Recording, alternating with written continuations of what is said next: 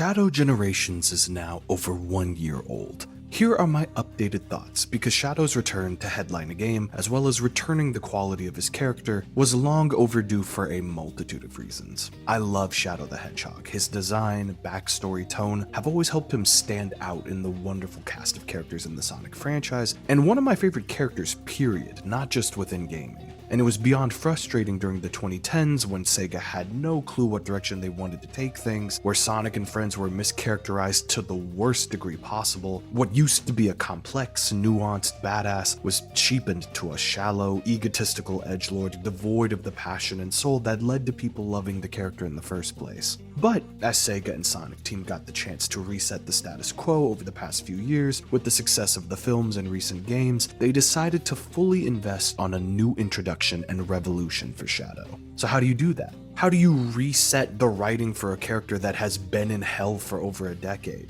How do you find a way to give true, definitive closure to a character that has felt in limbo since the decision to bring him back after the ending of SA2?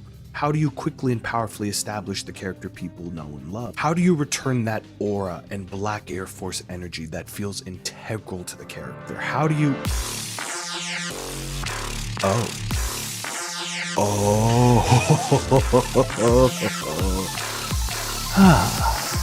Now we're talking.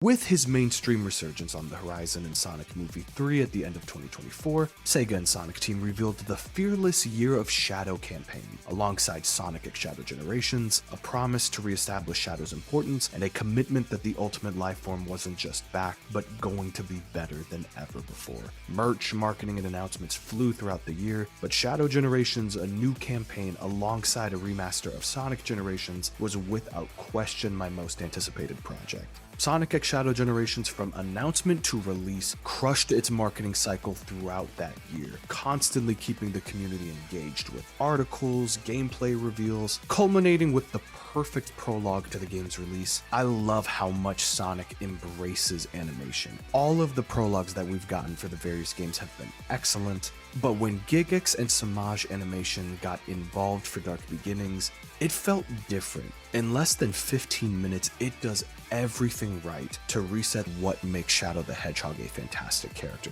Part 1 diving into his tragic backstory, his relationship with Maria, Part 2 showing the relationships and bonds he's developed through Rouge and Omega for Team Dark, and Part 3 ending with a phenomenal action sequence, a full circle moment for one Abraham Tower, and a phenomenal music piece featuring Casey Lee Williams, which beautifully set the tone for the game we were about to receive. Rewatching Dark Beginnings is still a treat. The action set pieces are still as strong as they ever were, the writing is some of the best it's ever been in the franchise, and the emotional moments still hit as well as they did when I first reacted to it, but the game still needed to deliver on the promise that this prologue showed, and luckily, it very much did. Replaying Shadow Generations for this video confirmed all of the reasons why I still love this game. I have replayed the Shadow Generations campaign on its own more times than I can count, on multiple devices, and I have not gotten sick of it once over the course of this past year. All of the game's design elements blend cohesively together, the Doom powers and Chaos Control being the perfect unique element, inserting abilities at just the right intervals to make sure that, okay, you've mastered this ability, now we're going to give you a level that can teach you something new. The levels in Shadow Generations have continued to age like fine wine. This is the first 3D Sonic game in a while that I really feel nailed the Genesis level design philosophy of branching paths and player expression, as well as great hell yeah creative moments, like when the Death Egg robots are chucking debris at you in Sunset Heights, and you can use Chaos Control to turn those objects into platforms for you. I love how the game can chuck a challenge at you, and sometimes you'll have multiple avenues to solve that problem.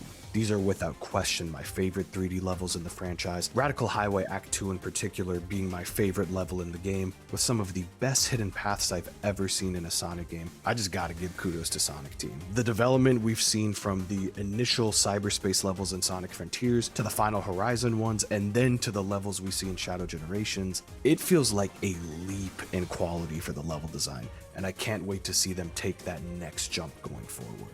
Shadow's base handling and control also feels great in this game. He doesn't feel overly heavy, which is one of my biggest critiques of many boost games. His turning and handling feels refined to a T. My only two nitpicks is that I wish he was a little bit faster, and I wish that the slide was a little bit better. But it's clear that they're getting really damn close to nailing the handling for Sonic characters. And more than anything, after waiting so long to see if there would ever be a sequel to Sonic Generations, I'm so glad it's this game, because Shadow absolutely deserves to have Generations in its title. The way that they chose to evolve the gameplay loop, where it still has the same structure of doing the levels, then doing the challenges to get keys, those keys go to the boss gates, then allow you to progress further. It still has that great gameplay loop that worked from the first game, but now expanded upon by taking bits and pieces of the things that worked from Sonic Frontiers to help make a great sequel. And that's not even going into how good the presentation of the game looks on its own, and frankly how shocking and surprising it was to see the quality jump that Sonic Team took in the visual department from Frontiers to this game.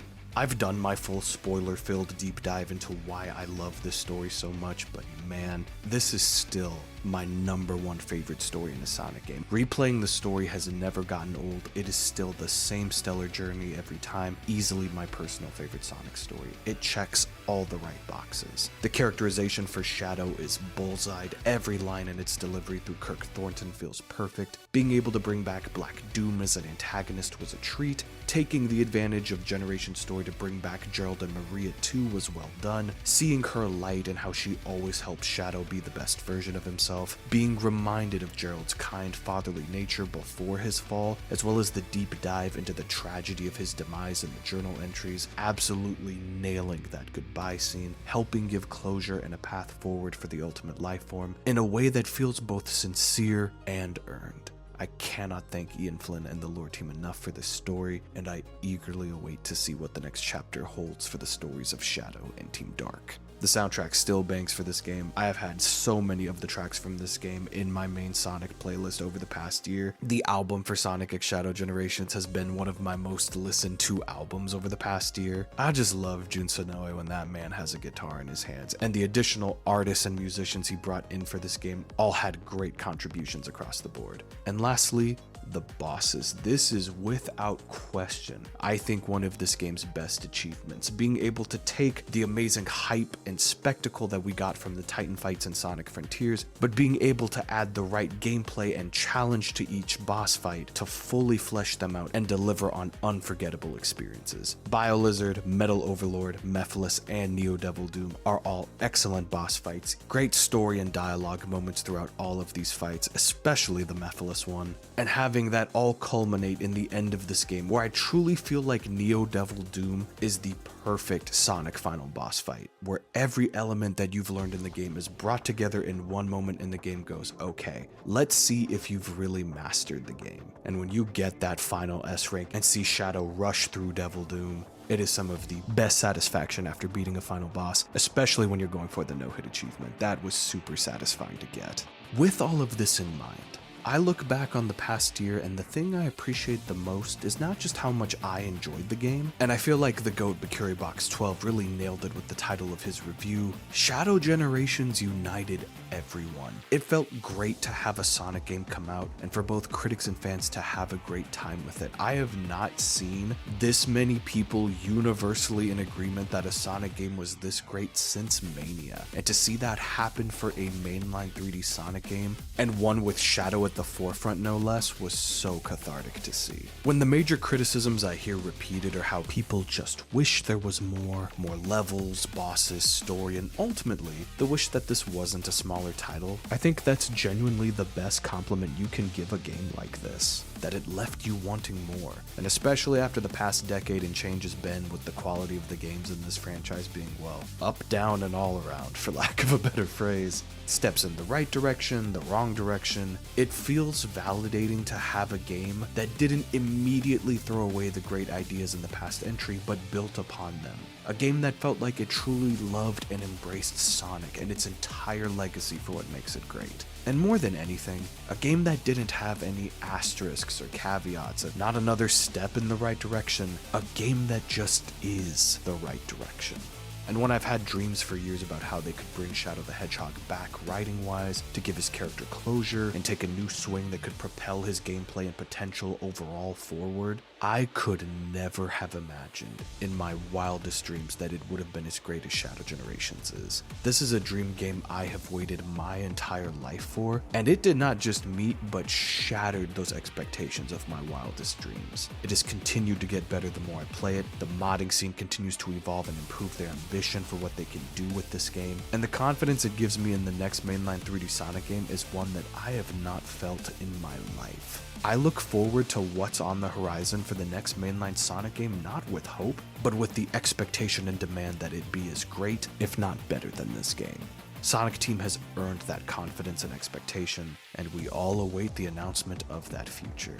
But until then, and even when we have many great Sonic platformers to come, I know I will continue to return to Shadow Generations and cherish it as much as I do now. Let me know down below. What do you think about Shadow Generations 1 year later? What was your favorite aspect? And if this isn't your favorite Sonic game, which I completely understand, let me know which Sonic game is and why you love that Sonic game so much. Thank you for watching. Love y'all. Have a blessed one.